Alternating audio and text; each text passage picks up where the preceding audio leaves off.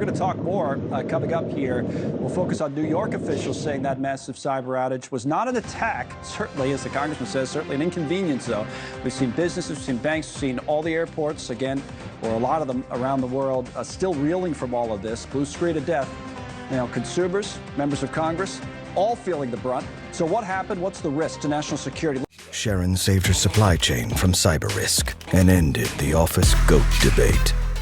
The experts are still scrambling this afternoon to get this global tech outage fixed. I mean, we see the effects of it, right? I mean, you have passengers that are stranded at airports. We just found out they're members of Congress, don't even bother going to the airport because their flights have been canceled. There have been 911 emergency systems affected in a number of cities across the country. NewsNation correspondent Brooke Schaefer is live for us at LaGuardia Airport here in New York. Now, I know the one thing we've been saying throughout, it's not a cyber attack. That's what they're saying, right?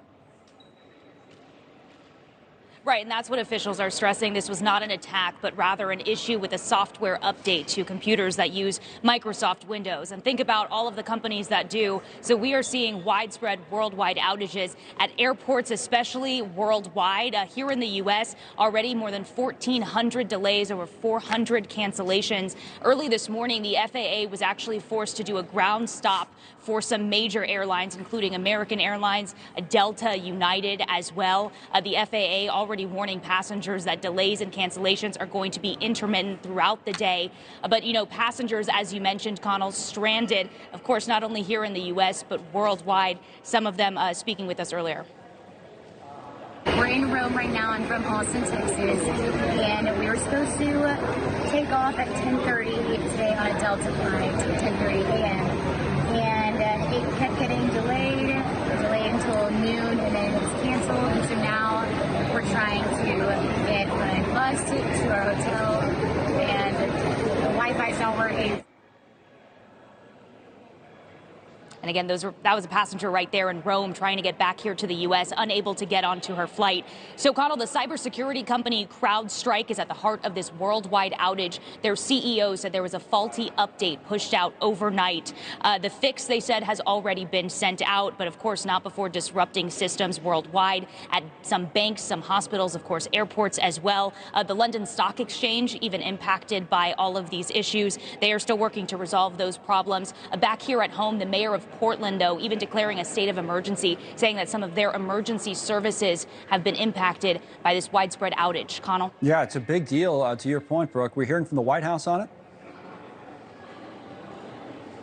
We know the White House, President Biden has been briefed on this. They are working with the company or paying attention to this, at least. The DHS also monitoring this situation, though, again, officials stressing this was not a cybersecurity attack, rather a faulty software update. All right, Brooke Schaefer live at LaGuardia Airport. Katie Arrington is here with more on this. She's the Vice President for Government Affairs at the risk management firm Exiger, also former Chief Information Security Officer for the Undersecretary of Defense. So welcome.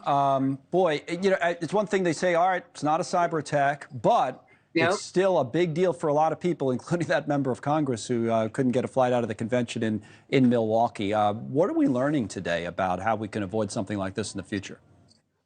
Well, first of all, thank you for having me on. And Exiger, we appreciate the opportunity to talk to the American public.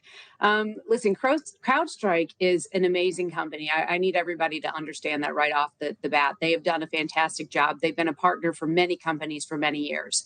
But what we really need to understand in this event is how vulnerable we really are. No, this was not a malicious cyber attack, but understand one company, one vendor could affect so many different companies, agencies, countries, etc. I preached this from the Pentagon when we created something called the Cybersecurity Maturity Model Certification. Every company needs to understand who your vendors are and how disparate they are around the world.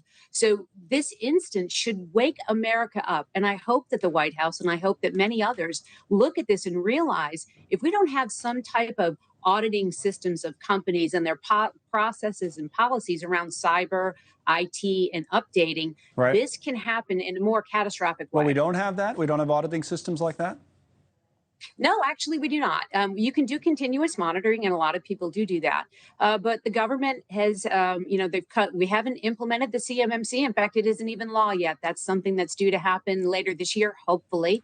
Wow. But what we need to do is set up more standards that can be audited by companies like myself, where we actually Right. go through and we look at the software bill of materials and we ensure that they have the right processes. What about the fix? I keep reading that, my understanding, limited obviously in the technology. Not many of us understand all the technology, but my thought would have been, all right, well, this happened, shouldn't have happened, it was a mistake. Now they can put a fix out, it'll be fixed. But the way I was reading about it is that it's not that simple, because you would have to restart or reboot every single computer individually, which seems that doesn't seem to make a lot of sense to me. But why is that the case?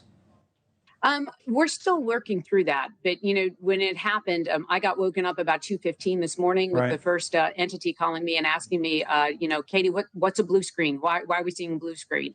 And the challenge set is, we run in disparate systems, and even though a patch can go through to one person, if you haven't updated your system, you don't get the update. So each individual entity, a computer, a laptop, your phone, you'd have to turn it on and restart after the mainframe or the administrator did. Is that just So is that a CrowdStrike thing, do you think, or if no, that's just the way it is? I mean, it just seems like we should be beyond that, or maybe not.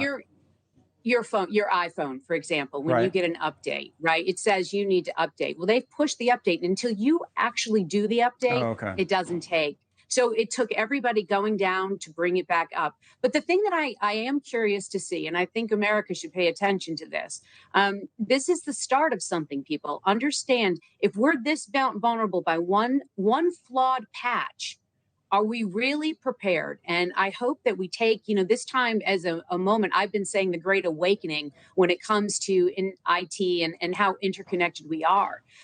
Look and make sure that the people that you're doing business with are trusted. This CrowdStrike, once again, I'm going to say, they are a phenomenal company. Right. So that wouldn't have helped us here if we thought that, right? In this case, it wouldn't have helped. You would have said, this is the best in the business, you're telling me. They really are. And when it can happen to them, it can happen to anybody. So you need to make sure that you're doing the right processes and policies every single day. A single individual incorrectly creating a patch is devastating to the planet. Look what's happening. This is a global outage, the largest IT outage we've ever had. So I'm hoping that we take this as a learning moment, and that we look that we do need standards. We do need third-party audits. We need companies to come in and take a look at the way you're doing things to make sure you're doing things in the most effective and safe manner. Another side would be, and our adversaries are always looking, and I keep trying to explain to Americans every day. Right. The adversary looks for a moment of weakness. So people, please take this. Make sure that when you just restart your computers, you reboot, you've updated your antivirus, you've gone through all the protocols, because you're just as vulnerable if you don't do that as before the patch. We should learn something, because, Russia's learning and Iran's learning and China's learning from all this. All right, Katie Arrington, very important. We appreciate your expertise. Thanks for coming on.